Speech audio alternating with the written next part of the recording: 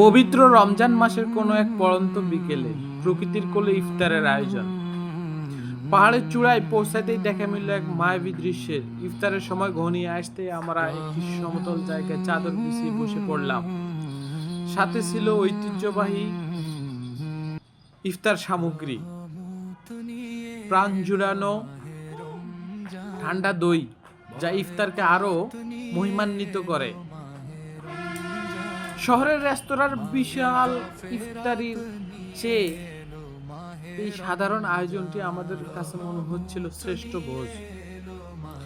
আজান এবং প্রশান্তির মুহূর্তে পাহাড়ের নিচ থেকে ভেসে এসে আজানের ধ্বনি, চারদিকে এক অদ্ভুত নিস্তব্ধ প্রশান্তি।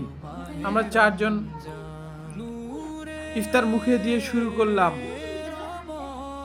প্রকৃতির বিশালতার সামনে বসে স্রষ্টার নিয়ামত উপভোগ করছি। এই যেন এক স্রষ্টার শ্রেষ্ঠ নিয়ামত।